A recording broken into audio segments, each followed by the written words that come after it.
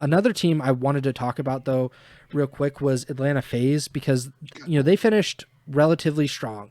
Um, I believe they only had one match. No, they had two matches this week. They had one on Saturday and then one today, and they win both. The only problem I see is that they lose both opening hard points rather convincingly. They lose hard point to Vegas, which is again pretty crazy to think about. Just 3 weeks ago at this point, they lose 250 to 133 on Skyline. They end up winning the rest of the series and win 3-1.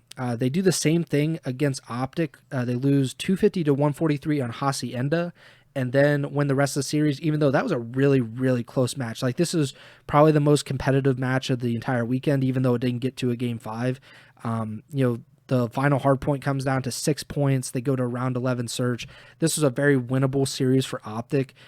I don't know what you think, but is there any kind of concern about FaZe? Not as like, oh, they're going to get top 12 or whatever, but like, this is the team that has gone back to back at majors, undoubtedly the best team in the world, at least on LAN.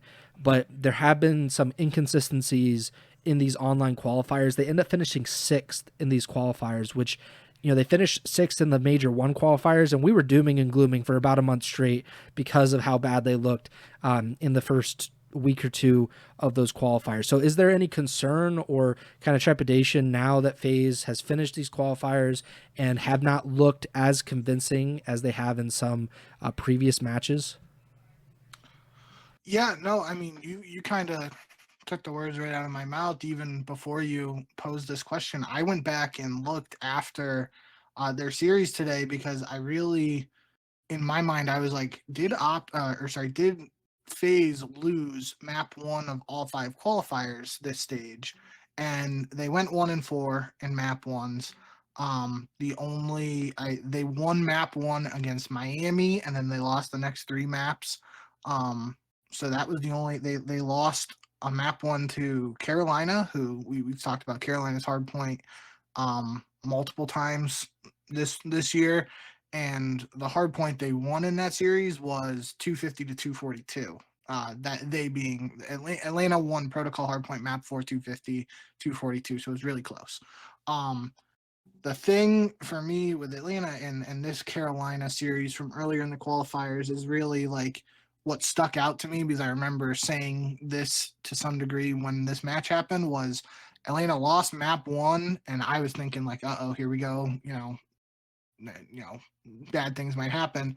And then they 6-0 the search and 3-0 the control. So 9-0 rounds after that map one hard point loss to go up 2-1 in a series, which you can't rely on that all the time. But for a team like Atlanta, you can rely on that kind of consistently just because of how good they are in search historically. So that's what literally happened in the series today. It wasn't 6-0 3-0 in the controls, but like for the Optic one, it went to around 11 that Optic had Skies had a cruise missile that he called in, and it was a 4v4 um 4v4 bomb down for Optic. Atlanta had the defuse with like 30 seconds left, and Optic had a cruise missile, and they kind of I don't even think they got a kill that round.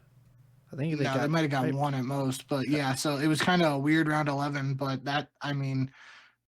that's around 11 away from potentially FaZe going down 2-0 to Optic, and we've talked about Optic at length these qualifier stage, and then even the last hard point here for Atlanta was a 250 to 244, and it was in just a banger ending that really could have went either way. Um, and to expand on that a little bit more, the same kind of recipe for Vegas. This was the one I was thinking of compared to the Carolina one, where Vegas wins map one hardpoint against Atlanta 250 to 133. Pred Nexnid both dropping, over 30 kills. And then Atlanta wins 6-0 on dealership search, 3-0 protocol control, and they win the map three hard point. It's 250 to 241. So it's a really close hard point in the end, but Atlanta squeaks it out and they get a 3-1 series victory, which could feel a little deceiving for how the maps actually went, which I guess that's not really fair just because the searches and control were really dominant. But yeah, at the end of the day, I definitely have some level of concern for Atlanta's Hardpoint, and I think I went back and I just got it. The before map 4 today, if anybody else wants to look at the official CDL broadcast or go back in the VOD for Atlanta versus Optic, before map 4 started in that series today, the CDL broadcast put up a graphic on aBeZy in the major 3 qualifiers so far, and if they posted his hardpoint stats, he has a 0.78 KD, which is 47th. Now, if you figure 12 teams in the CDL, that would be 47th out of 48. But I'd guess it would be probably 49 well, no, or 50. Rex hadn't even played yet, so it should be 48. I can't think of anybody who RCs came in, but they didn't make a major change. The only mid change in the middle would have been Rex, and Rex hadn't played before that. So it should be 48. So, but regardless, 47th isn't good, no matter how you look at it. Yeah, true. Kills per 10 minutes, they had aBeZy at 21.7, which was 44th. Better. Damage per 10 minutes, they had him at 2,700, which was last. They actually wrote last. First.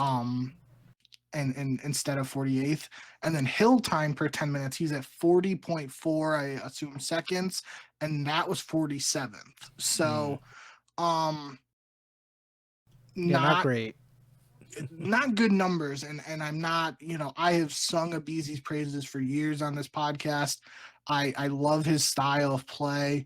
It's just obviously you look at those numbers and they wouldn't have included maybe they included the first map against Optic, I don't know. But regardless, it's just not great for aBeZy, and it kind of, I don't want to put it all on him, but if he's posting numbers that are that drastically low in terms of, all of the players in the CDL, it kind of makes a little sense that FaZe would be struggling in Hardpoint while that's happening. So I'm going to be looking at him. I mean, obviously he's just an all-time great player and too good of a player for that to continue. So maybe, I mean, the weird thing is like the hill time is down and the kills per 10 minutes are low.